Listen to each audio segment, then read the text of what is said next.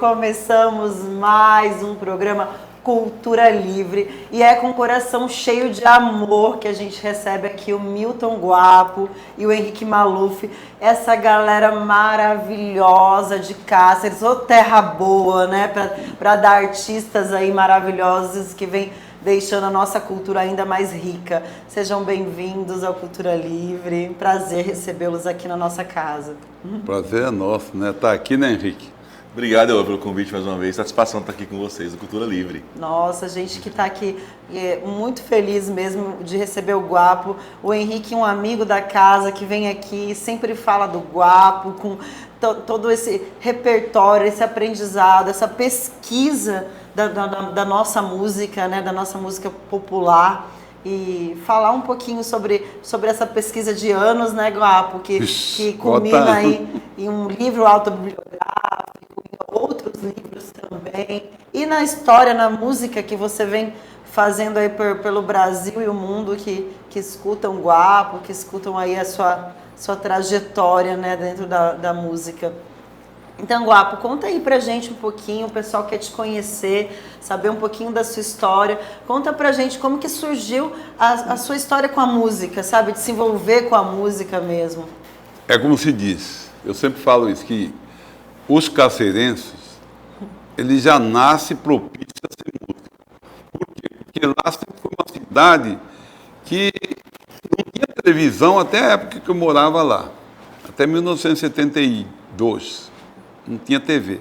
Então, a arte que você tinha, a única coisa que se acontecia era a serenata, era violão, vozes, os conjuntos que falavam, né, as bandas que tocavam nas festas no final de semana, e aí por aí, lá que estava aquele envolvimento meu, do Mato Grosso e Matias, que estava morando lá, inclusive foi um dos primeiros a me ensinar a tocar violão, era mais velho que uns 3 anos, né? Então, eu nasci no meio musical e já tenho uma descendência musical, né? Porque minha avó, por parte de pai, era pianista, meu avô, por parte de mãe, era cururueiro.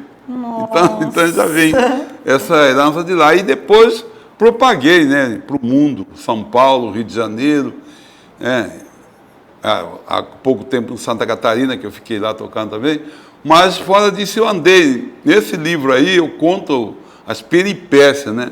Eu falo que hoje eu não gosto de viajar, não gosto mesmo, sabe? Eu não gosto pelo seguinte, porque só aqui em Mato Grosso, por quase 30 anos andando com banda para o interior, para lá e para cá, todo fim de semana. Eu quero, por exemplo, o Henrique, que é um cacerense mais novo do que eu, mas é uma pessoa extremamente, que estudou muito mais música do que eu, principalmente instrumentação, né? Eu acho que ele tem uma ideia hoje, assim, né, de como que é Cáceres depois desse tempo que você passou lá, que você nasceu lá, e o desenvolvimento. É bacana. Cáceres é um exportador, realmente, de talentos, e é uma coisa da música, como que ela pulsa em Cáceres, realmente, assim, nós somos de gerações bem diferentes, eu falo, né? Mas eu não posso deixar de lembrar, assim, das influências até que eu tive, assim, que eu vi desde criança, né? Por exemplo, eu ia à festa de Santos, minha mãe tocava cúmbia, polca, tem um grande Adãozinho da harpa lá, arpista, professor Orivaldo, então a gente foi banhado por essas coisas todas. Estava na margem do rio, então tinha muito aquela coisa dos imigrantes, passava muita gente, todo mundo passava por ali, então passou-se muitos musicistas, músicos por ali, é isso, Guapo? É isso. Como que é? Porque a cidade é uma cidade ribeirinha, né? Pois é, naquele tempo não tinha estrada daqui para São Paulo, para o Rio, né? Em Cuiabá, aquela estrada de terra até Campo Grande, mas não funcionava direito. Havia o estuário do Plata, então tudo que acontecia lá na Argentina, no Uruguai, em Assunção, vinha parar em Cáceres. Principalmente, teve uma horda de palestinos que foram para lá nos anos 60, eles praticamente compravam a coisa da farinha e fizeram loja uma do lado da outra, entendeu? Então a influência árabe lá é muito forte, né? E a música também. Minha avó, por exemplo, ela tocou diversas vezes naquele navio famoso, o Etrúria, tocava piano até Buenos Aires. Ela ia para o Rio de Janeiro, tem que ir por lá. É isso, né? E nos anos 70 lá, como que era lá? Porque a gente teve grandes nomes, né, nos anos 70 no Rasqueado, que foi Zumira Canavarros, Mestre Albertino, Teto Garcia, Mestre José Ângelo também, né? Agnello. Agnello, Mas isso. foi aqui. Foi aqui em Cuiabá. Foi. Lá em Cáceres, o responsável, né, pelo Rasqueado Cuiabano, foi o primeiro grupo a gravar o Rasqueado Cuiabano, foi um cacerense. Foi o Totti Garcia, que era o líder da banda do Conjunto Serenata. Né? Mas nos anos 70, se você for falar da música em si, o Henrique sabe mais do que eu, porque ele estava lá, eu já tinha mudado, já estava no mundo.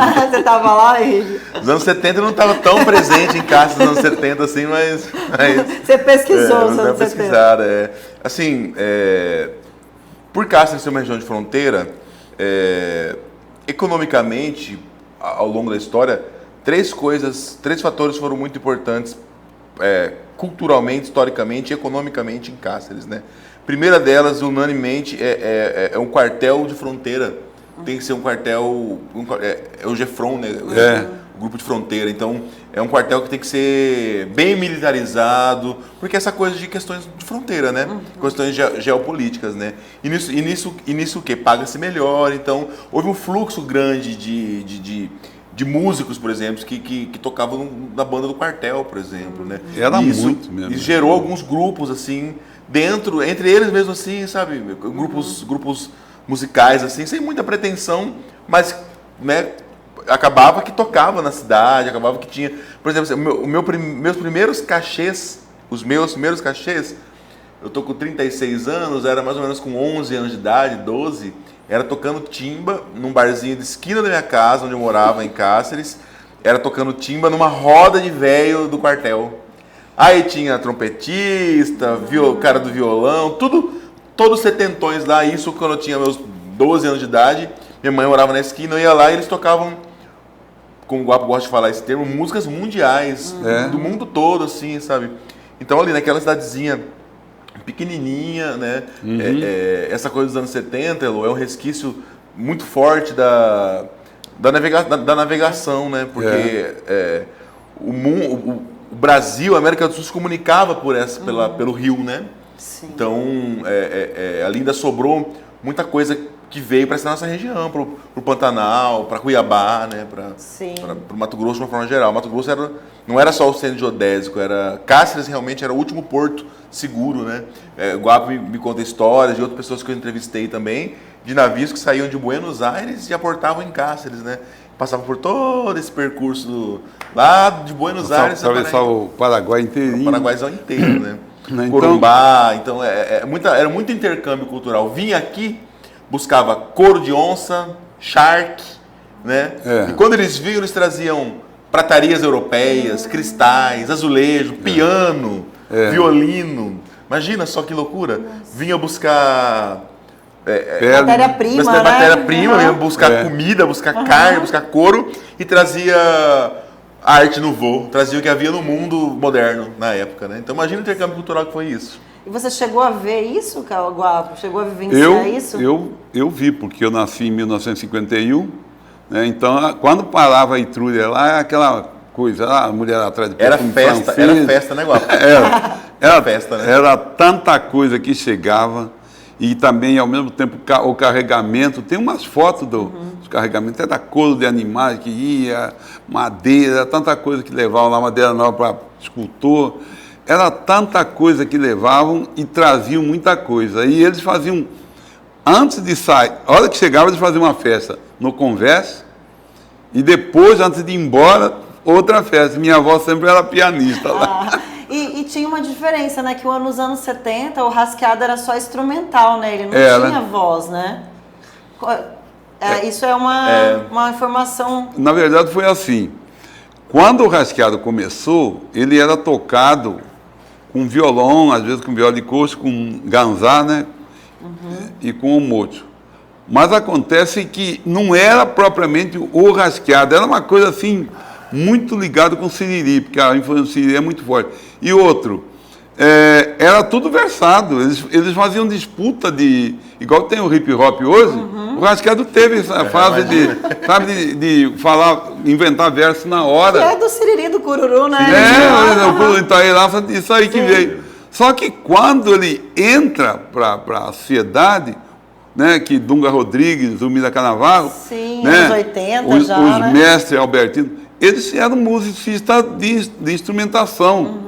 Né? E nesse tempo estava aparecendo as Big Band nos Estados Unidos, né? Aquelas bandas muito grandes, né? E aqui não foi diferente, não. E as músicas eram mais instrumental. Então, depois de todo esse tempo que passa, começou a aparecer, por exemplo, Não Sou da Redondeza, por um do Rascado que é antigo, mas que tem letra. Le Verger, né?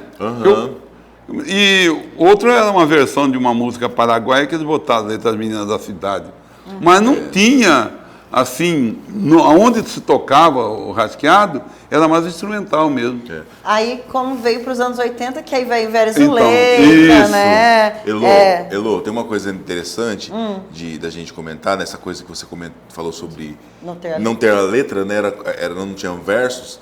Essa influência que o Guapo falou do Siriri, ela é fundamental, porque ela é um divisor de águas, né? Mas a gente tem que lembrar que o Rasqueado ela é uma forma eu chamo de pré-rasqueado, né? Para o estudo, chamei de pré-rasqueado. Pré-rasqueado. O pré-rasqueado é quando não tinha letra, que era só instrumental. Não, quando tinha letra. Quando ele começa a não ter letra, é quando ele entra na instrumentação.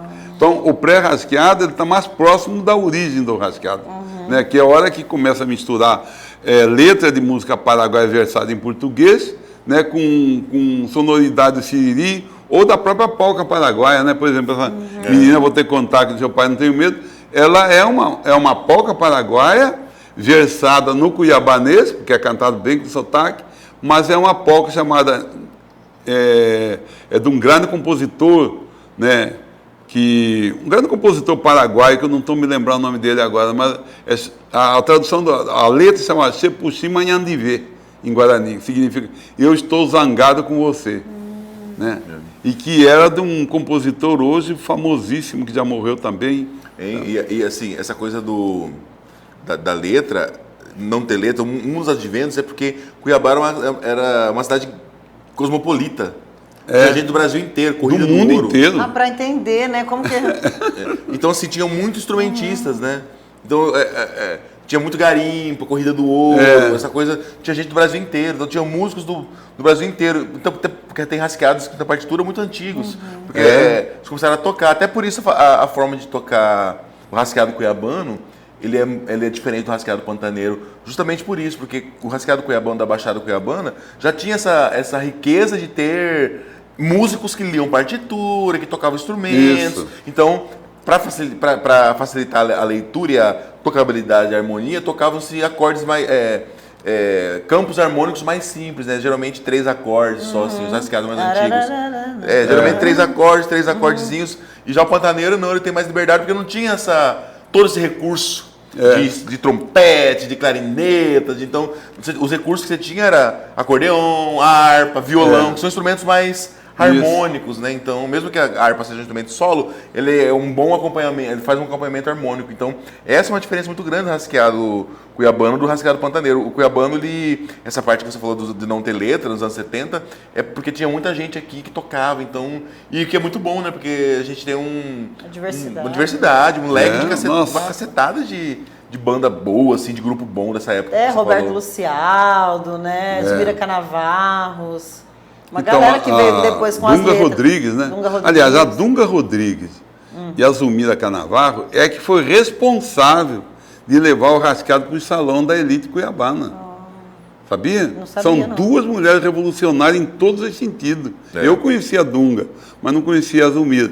Então a Dunga me falou, ela criou uma harmonização, uns arranjos bem feitos, e começou a tocar no sarau cuiabano, certo? Os pais de família que vivia na noite, né? Que naquele tempo a boemia era comum, né? É aquela velha antiga, o velho jeito antigo de ser, né? Os caras casavam, tinham filhos, tá, mais meus filhos, agora eu vou atrás da puta na zona. E aí, o que tinha lá na zona? Músicos, prostituta. E quem que é essas prostitutas? Filha de pescador, de peão, que iam para lá. E elas só sabiam cantar o quê? Rascado, siriri. Por quê? Eles não tinham nem rádio de pilha.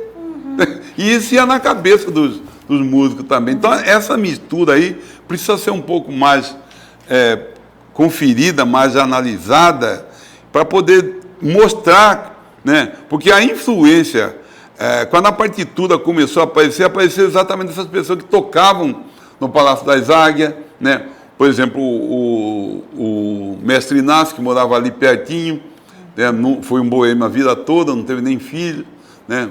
Então, essa mistura, né? Eu lembro até uma enteada dele, a dona Nini, que morava aqui perto, ela me falou que Zé Agnello só queria viver de terno de cambraia de linho, e a mãe estava lá escramuçando, lavando roupa, para ele aparecer para estar tocando com os domingos da carnaval nos sarau aqui de Cuiabá. Então, eram umas coisas mais ou menos assim. Dali eles tocavam no sarau, findava a noite e ia parar lá no Palácio das Águias, lá que era o comboio, no Baú Sereno. Muita coisa, né? Imagina. E depois veio Bolinha, né? Uma nossa então, Chico Gil, Guapo também. Chico Gil já é outra geração. Não, ele já é...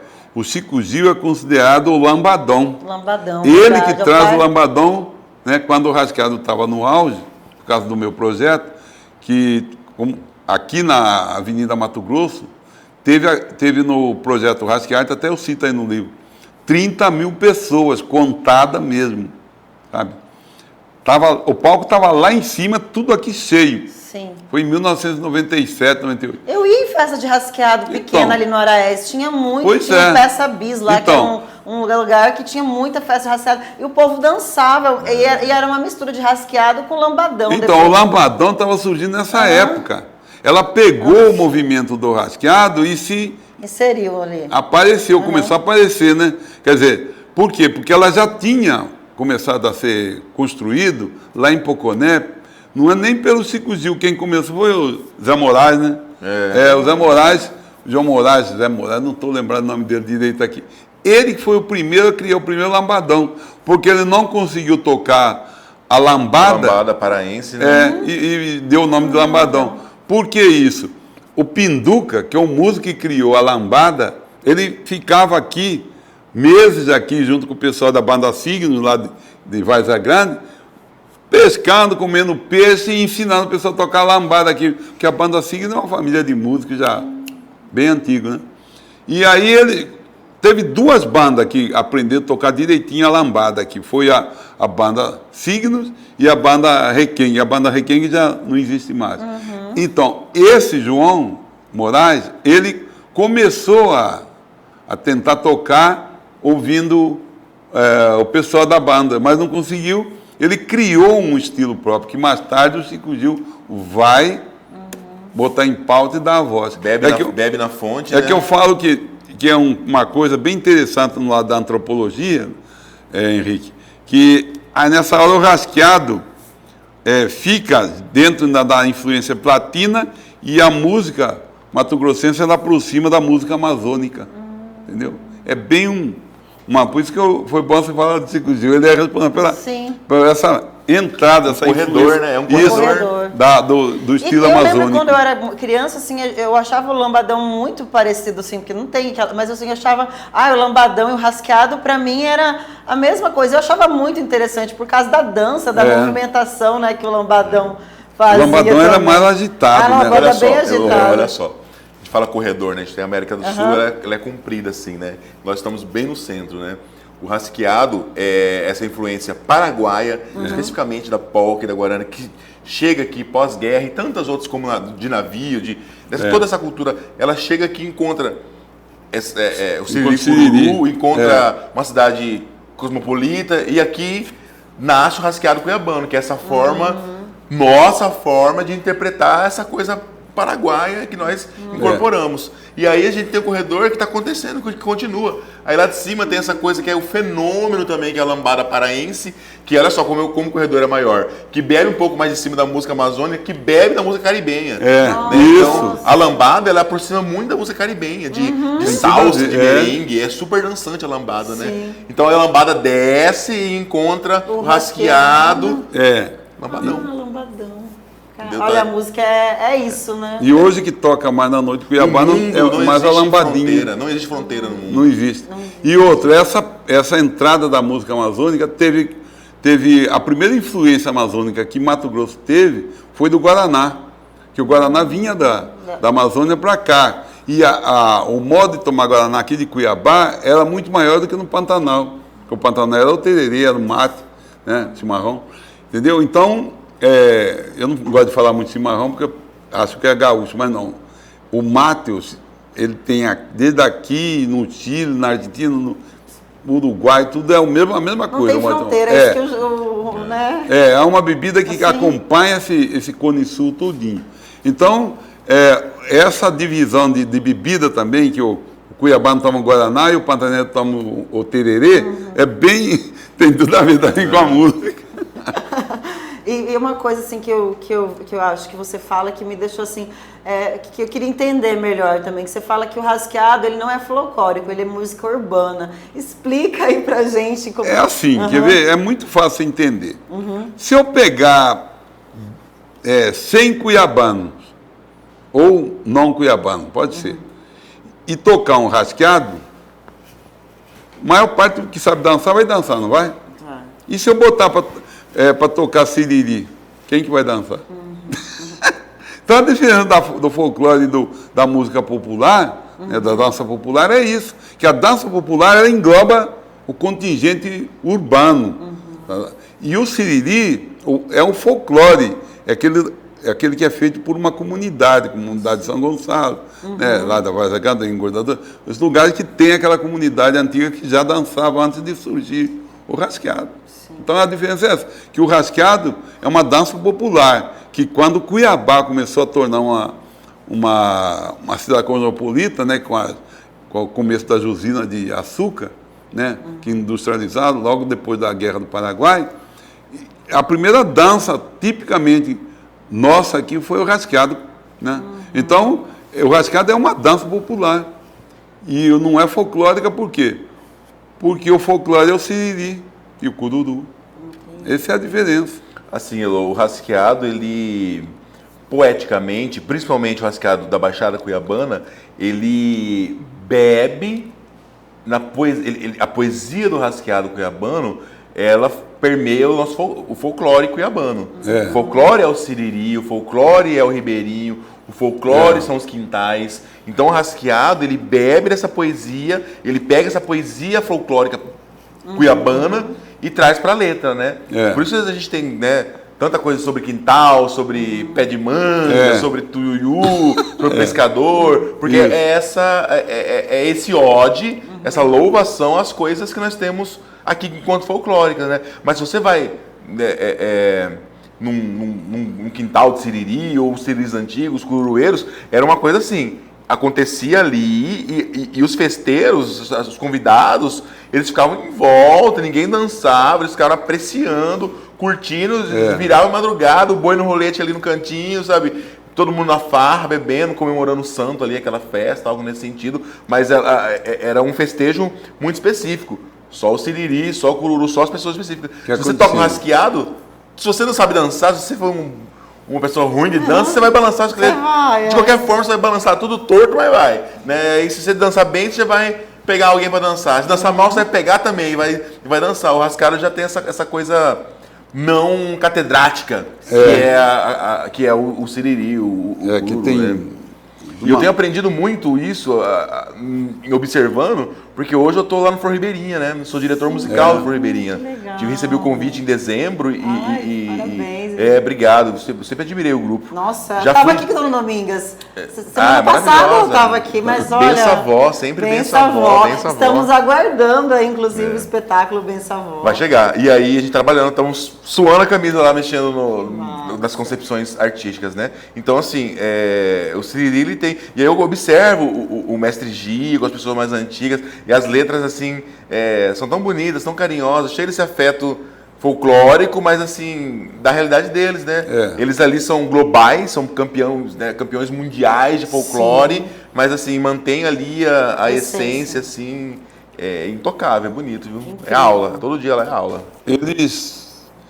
Eu lembro na minha pesquisa que eu até quero um dia sentar com o Henrique para ver isso aí, mas tinha uns grupos de festeira aqui da Chapada que até os anos 60 eles não admitiam tocar rascado nas festas de santo. Só tinha cururu e siriri. Olha sabia? Aí. Sabia não. Eles tinham erva mate, tem até hoje, né? Eles cultivam lá. Aquele fotógrafo, qual é o nome dele? É o Mário Friedlander. Mário Ele Friedlander, registrou, então, que o pessoal ainda fabrica, como se diz, cultiva a erva mate para fazer o chá, que é um antigo chá cobolo, era tomado com chá feito de erva mate queimada. Até hoje eles fazem isso, torrado, entendeu? E eles não admitiam tocar o rascado, era só o siriri depois da festa de santo. Levou um tempão para o rascado começar a virar baile depois do cururu e do siriri nas festas. Né? Tradição. Aí virou, quando inventaram o lambadão, criaram o lambadão, também foi até encrenca para entrar o lambadão. Só que o lambadão até hoje eles não aceitam. Hein, Guapo? E aí foi, como você falou, a Dunga Rodrigues trouxe para as grandes salões, porque o rasqueado e o lambadão, o rasqueado principalmente, passou pelo que o samba passou, pelo que o chorinho passou. Discriminação. Passou por discriminação, era coisa do morro, era coisa de pobre, de preto, favelado. Ela falava de preto, periferia, né? Preto de beira de rio. Eu não sabia, não. Não, sim, rascada era de periferia. Não era, depois se tornou o símbolo depois que ela virou, e tal. E, por exemplo, o lambadão hoje. O lambadão, eu sempre gostei porque me balança, me mexe, sabe? E minha mãe ouvia, eu lembro que minha tia festas sempre tocou lambadão em Cáceres também. E assim, o lambadão hoje tá na hype. O lambadão, por exemplo, tem um trabalho fantástico da Lid, né? De pesquisa do Chico Gil. Isso. Tem um documentário maravilhoso, pesquisa dela maravilhosa, sabe? Tem várias pessoas que estão falando dando sobre. voz, né, para essas pessoas, né? A Calorosa, a banda da Carola, com a rapaziada fazendo uma. Paulo Monarco. Paulo Monarco também.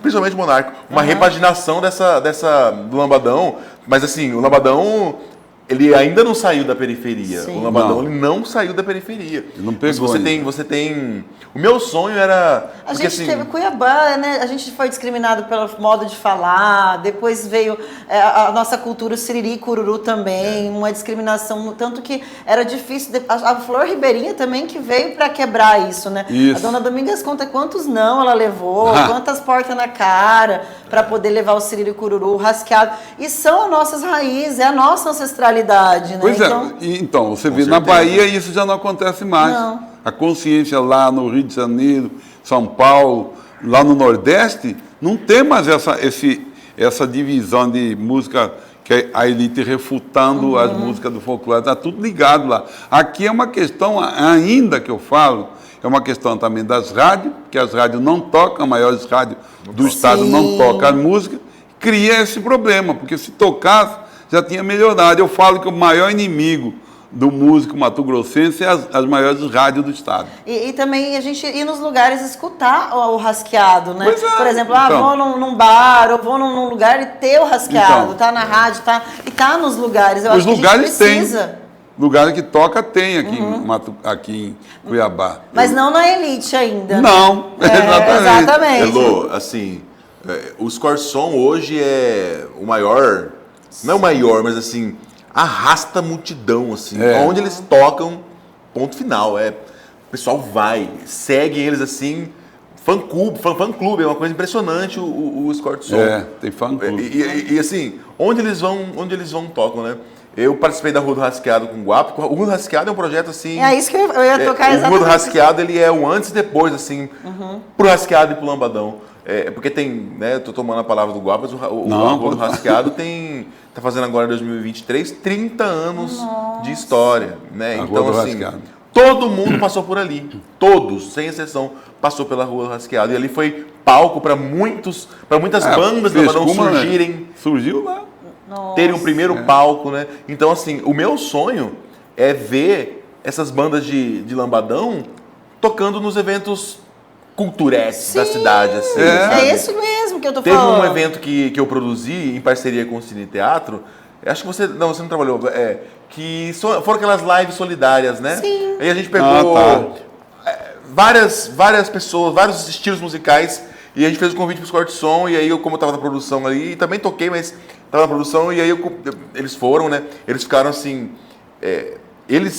ficaram assim mais pro canto, não teve a mistura. Fui lá, tem um camarim, tem uma água, um suco, um salgadinho, vamos lá. Eles ficaram assim, todos de terno, assim, super bem vestidos, assim. Eles trouxeram um respeito foram muito respeitosos, assim, subiram no palco e quebraram tudo, assim, do jeito que entraram quietinho, saíram calados, assim, porque eles não se sentem pertencentes a um lugar que é... Triste, né? Que é deles, né? Que é deles. Uhum. Que é deles. Exatamente, sabe? que é deles. É deles, assim, tô falando Escort, som porque o que eu falei esse nome, mas assim... Todos, né? Do Rasqueado, Lambadão. O Lambadão, ele é cuiabano, o Lambadão, ele é a nossa voz, assim, porque é o que toca na periferia, é o que tem o apelo do povo, assim, né? Tem o apelo do povo e um dia nós vamos ver isso ainda, assim. A gente quer viver para ver, né? E Guapo, conta pra gente desse projeto que você lançou em 1993, que é a Rua do Rasqueado, que completa 30 anos, aí que o Henrique falou. Conta pra gente um pouquinho desse projeto, o que foi falar dessa rua? Então, esse projeto, ele é o divisor de água da noite cuiabana, porque até 1993 não tocava nem rasqueado, e o Lambadão não existia nessa época, mas não tocava mais rasqueado nas festas, nem nas festas de santo.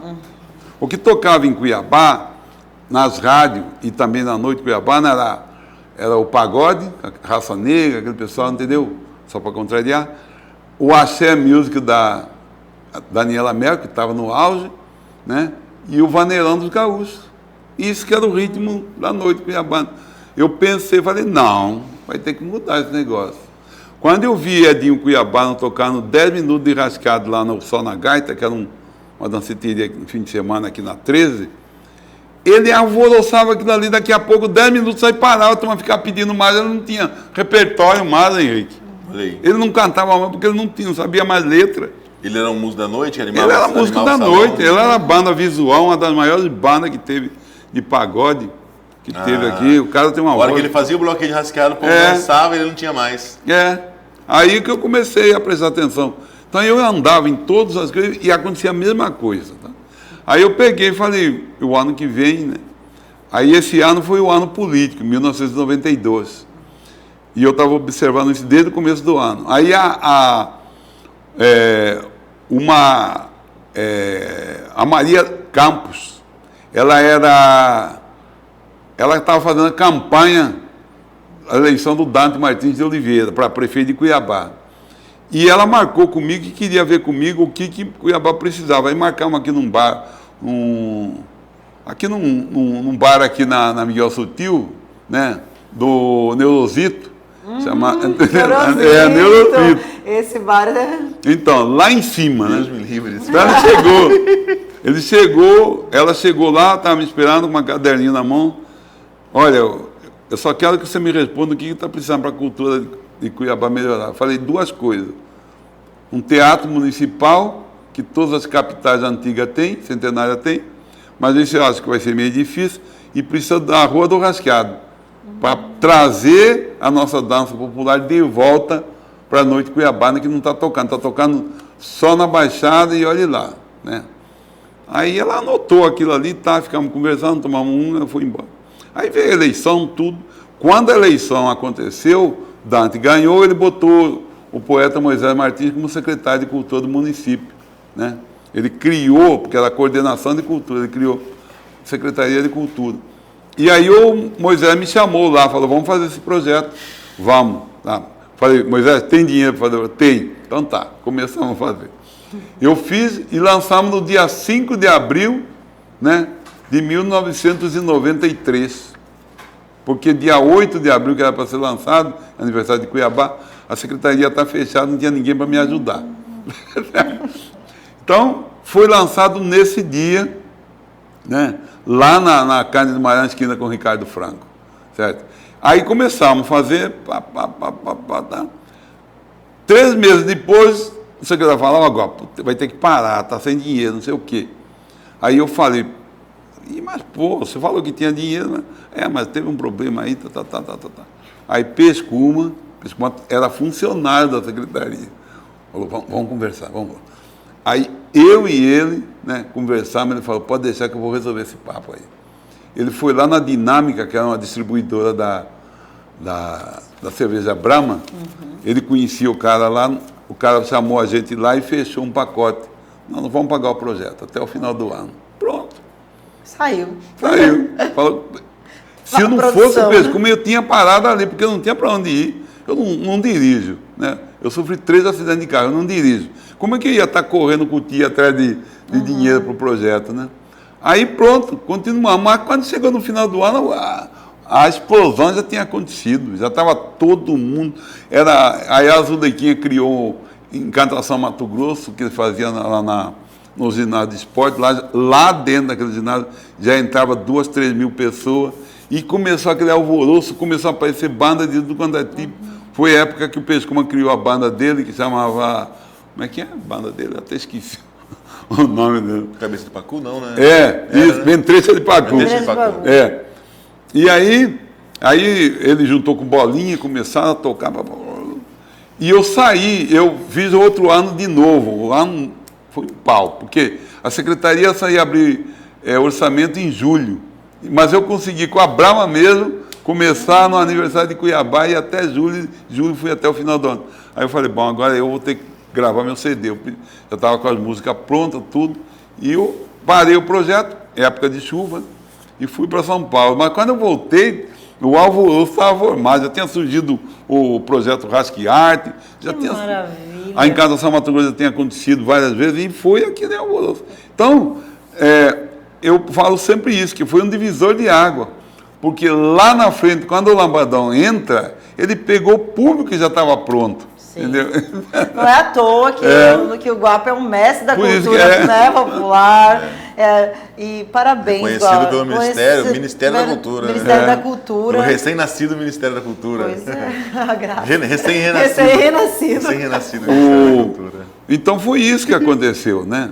Então, está tudo nesse livro aí, a história. Né? Depois veio o reconhecimento pelo Legislativo, que o Riva fez um projeto de lei colocando o Rasquiarte com música que representa o Estado. Como é importante políticas sociais, então, né, culturais, porque sem dinheiro não dá, gente. Quem dá para fazer? E aí virou, depois saí de lá, vim aqui para a Praça Caetano Albuquerque, lá que nós recebemos um convite para tocar nos Estados Unidos, que nós fomos para os Estados Unidos tocar. Então foi assim um alvoroço, e hoje eu falo para as pessoas, nós não estamos fazendo resgate, gente. É uma celebração, porque já aconteceu toda noite em Cuiabá, não toca mais só lambada, toca o Rasquiarte e toca lambadinho. Vamos celebrar então, finalizar esse bloco com rasqueado? Vamos agora. Deixa eu beber uma água aqui que eu falei. Qual que você quer tocar agora? Fala aí.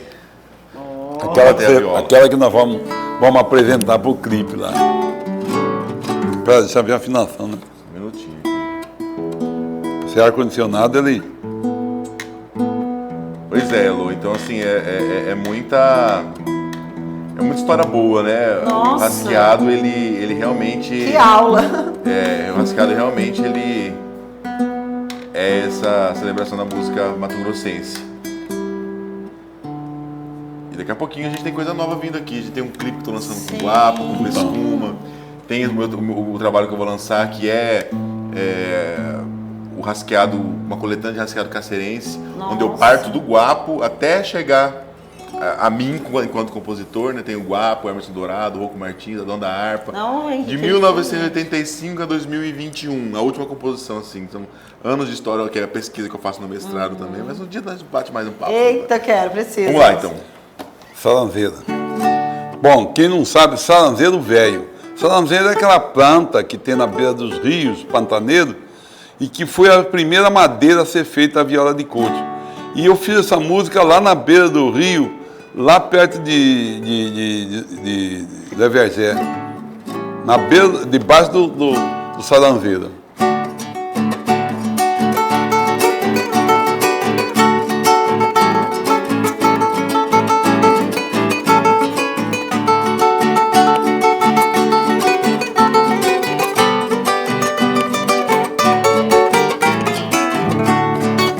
Saranzeiro velho de galho caído na beira do rio, fazendo zambueira, aguardando história que ninguém não ouviu. Na seca, na cheia, tá sempre esperando o que há de vir. Saranzeiro velho, eu vim aqui para te ouvir. Saranzeiro velho de galho caído na beira do rio, fazendo zambueira, aguardando história que ninguém não ouviu. Na seca, na cheia, tá sempre esperando o que há de vir. Saranzeiro velho, eu vim aqui para te ouvir. Onde foi, negrinho d'água, minhocão lá do Pari, vai do mato, pé de garrafa, eu vim aqui para te ouvir. Onde foi, negrinho d'água, minhocão lá do Pari, vai do mato, pé de garrafa, eu vim aqui para te ouvir. Foi levado pelas brumas, foi levado pela sorte, já desceu pro rio abaixo, numa flor de camalote. Outros não quiseram ir e ficaram por aqui para ajudar os trovadores de rascar de siriri.